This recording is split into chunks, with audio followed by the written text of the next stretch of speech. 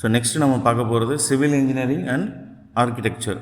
So அதில் நம்ம first பார்க்க போகிறது சிவில் இன்ஜினியரிங். ஸோ சிவில் இன்ஜினியரோட மேஜர் ரோல் பார்த்திங்கன்னா இன்ஃப்ராஸ்ட்ரக்சர் டெவலப்மெண்ட் அண்ட் கன்ஸ்ட்ரக்ஷனில் இருக்கும்.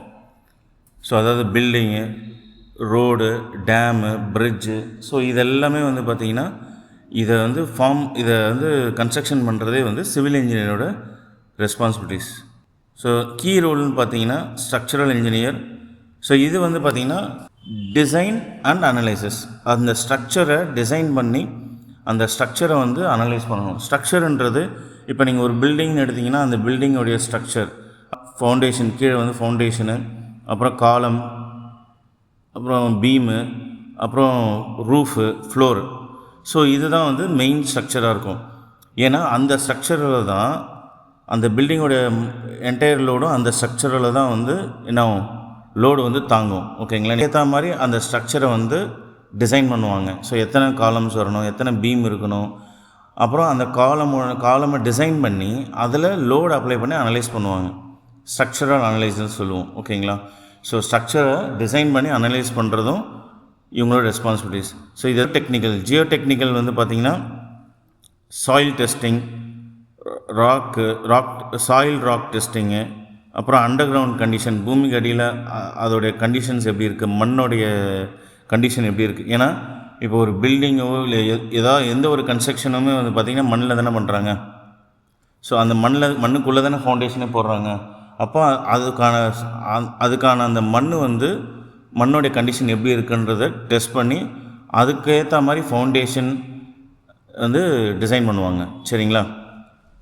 ஸோ அடுத்தது பார்த்திங்கன்னா டிரான்ஸ்போர்ட்டேஷன் வந்து பார்த்திங்கன்னா சிவில் இன்ஜினியர்ஸ் வந்து road, highway, railways, airport, harbour இதெல்லாமே வந்து டிசைன் பண்ணி கன்ஸ்ட்ரக்ஷன் பண்ணுறது வந்து சிவில் இன்ஜினியர்ஸோட ரெஸ்பான்சிபிலிட்டிஸ். அப்புறம் environmental like water treatment plant, so இதை கன்ஸ்ட்ரக்ஷன் பண்ணுறதும் சிவில் இன்ஜினியரோட ரெஸ்பான்சிபிலிட்டிஸ். அப்புறம் வாட்டர் ரிசோர்ஸஸ், தண்ணி வந்து ஸ்டோரேஜ், டேமு, கன்ஸ்ட்ரக்ஷன், அதாவது அந்த டிசைனை அந்த பில்டிங்கை கன்ஸ்ட்ரக்ட் பண்ணி கம்ப்ளீட் பண்ணும் பார்த்திங்களா.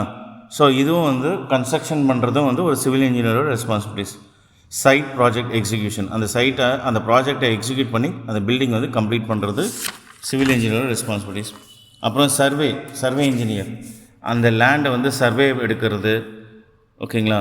அப்புறம் வந்து ப்ராஜெக்டோட எஸ்டிமேஷன், அந்த ப்ராஜெக்ட் இப்போ பில்டிங் கட்ட போகிறாங்கன்னாக்கா அந்த ப்ராஜெக்ட் அதுக்கான எஸ்டிமேஷன் எவ்வளோ, அந்த எஸ்டிமேஷனை ரெடி பண்ணுறதும் சிவில் இன்ஜினியரோட ரெஸ்பான்சிபிலிட்டி. ஆர்கிடெக்சர் பார்ப்போம்.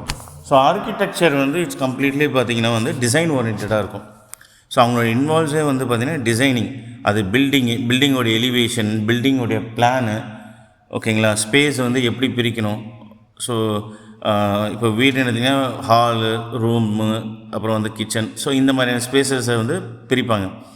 ஸோ அந்த பிளானிங் க்ரியேட் பண்ணுறதுலேருந்து அப்புறம் பில்டிங்கோடைய அவுட்ரு எலிவேஷன் எப்படி இருக்கணும், அதே மாதிரி பிரிட்ஜு டிசைன் பண்ணுறது, டேமு. ஸோ அடுத்த லேண்ட்ஸ்கேப் பார்த்திங்கன்னா உங்களுக்கு அதான் நான் சொன்ன பார்த்திங்கன்னா பிளானிங். ஸோ இப்போ நீங்கள் வந்து அவுட்டோர் ஸ்பேசஸ் வந்து பார்த்திங்கன்னா பார்க் டிசைன் பண்ணுறது, கார்டனு, அப்புறம் வந்து ஐடி பார்க்குன்னு எடுத்திங்கன்னா அதோட என்டையர் எலிவேஷன்லேருந்து இன்டீரியர் டிசைன். ஸோ உள்ளார வந்து இன்டீரியர் டிசைன் வந்து எப்படி இருக்கணும், ஓகேங்களா, எந்த மாதிரியான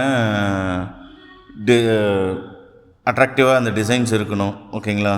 ஸோ இந்த மாதிரியான விஷயங்கள்லாம் வந்து ஆர்கிடெக்சர் இன்ஜினியரோட ரோல்ஸ் இருக்கும். அப்புறம் பில்டிங் இன்ஃபர்மேஷன் மாடலிங், அதாவது 2D 3Dன்னு சொல்லுவோம். ஸோ 2Dன்றது அந்த 2Dயில் காமிக்கிற பிளான், ஓகேங்களா. 3Dன்றது எலிவேஷன். ஸோ அந்த எலிவேட் பண்ணி அப்புறம் அந்த பில்டிங்குள்ளே வந்து போய் பார்க்குற மாதிரி இந்த சிமுலேஷன் பண்ணுறது, இதெல்லாமே வந்து ஆர்கிடெக்சரோட ரோல்ஸு. ஈவன் கன்ஸ்ட்ரக்ஷன்லேயும் இருக்கும். கன்ஸ்ட்ரக்ஷனில் வந்து அவங்க அந்த கன்ஸ்ட்ரக்ஷன் இன்ஜினியரோட இன்ட்ராக்ட் பண்ணி அந்த ப்ராசஸ் எல்லாமே வந்து இந்த டிசைன் மாதிரி தான் போதான்றதை இன்ஷூர் பண்ணுறதும் ஒரு ஆர்கிடெக்சரோட ரெஸ்பான்சிபிலிட்டிஸ். புரியுதுங்களா? ஸோ இவங்க 2 பேரோட கோர் ஃபோக்கஸ்ன்னு பார்த்தீங்கன்னா சிவில் வந்து ஸ்ட்ரக்சரல் அனாலிசிஸ், கன்ஸ்ட்ரக்ஷன். ஆர்கிடெக்சர் வந்து பார்த்திங்கன்னா ஒரு ஸ்பேஸை எந்தளவுக்கு எஃபெக்டிவாக வந்து டிசைன் பண்ணணும்,